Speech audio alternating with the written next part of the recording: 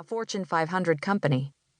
But her inheritance had cost her the job she loved, because eyewear was a direct competitor in the advanced heads-up optics market that was so important to aviation engineering's bottom line.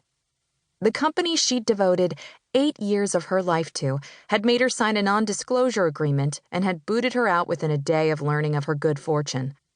It was as if the universe were sending her a message that just ignoring the money or refusing to accept it was not sufficient.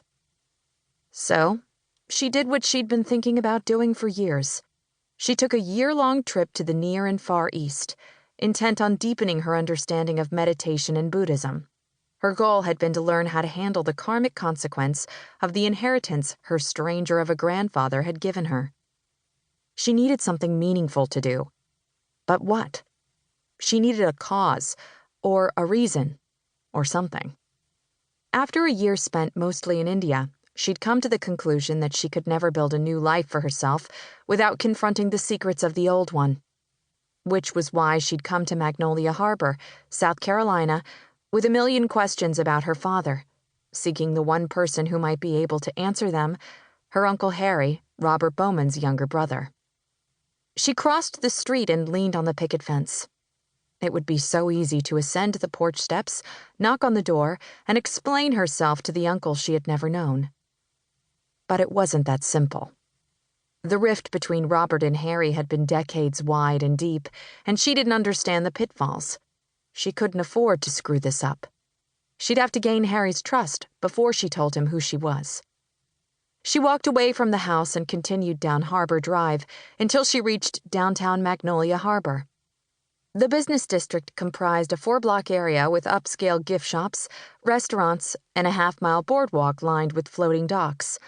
On the south side of town, an open-air fish market bustled with customers lining up to buy shrimp right off the trawlers that had gone out that morning. On the north side stood a marina catering to a fleet of deep-sea fishing boats and yachts.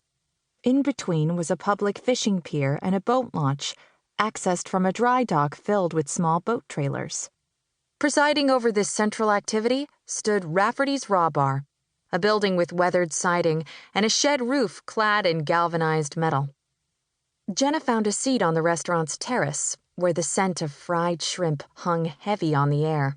She ordered a glass of Chardonnay and some spinach dip and settled in to watch the sailboats out on the bay. "The Buccaneers are always fun to watch," the waitress said as she placed Jenna's Chardonnay in front of her. "Buccaneers? You mean like pirates?" "Well, they're obviously not pirates, but they do pretend sometimes. Some of them love to say arg at appropriate moments. They also regard Talk Like a Pirate Day as a holy day of obligation." Jenna must have let her confusion show because the waitress winked and rolled her eyes. "Oh, don't mind me. I'm a sailing nerd. Those sailboats are all Buccaneer 18s, a kind of racing dinghy. The Buck fleet always goes out on Tuesday afternoons for practice races." "So, sailing is a big thing here, huh?" "It always has been. Jonquil Island used to be a hangout for pirates back in the day, and the yacht club is like 150 years old. Had her father belonged to the yacht club? Probably. It was the sort of thing the son of a rich man would do. "Oh, look," the waitress said, pointing. "They're done for the day, and Bonnie Rose is leading them in. Her skipper is a crazy man, but so cute. He's got a chest to die for." She giggled. "My friends and I sometimes refer to it as the treasure chest." The waitress pointed at the lead boat with a navy blue hull and crisp white sails. The boat was heading toward the floating dock with the others behind it. The 2 sailors sat with their legs extended and their bodies leaning hard over the water in an impressive display of core strength. The guy in the back of the boat was shirtless, with his life vest open to expose an impressive 6-pack. His skin was berry brown, and his curly dark hair riffled in the wind. Jenna caught her breath as a deep, visceral longing clutched her core.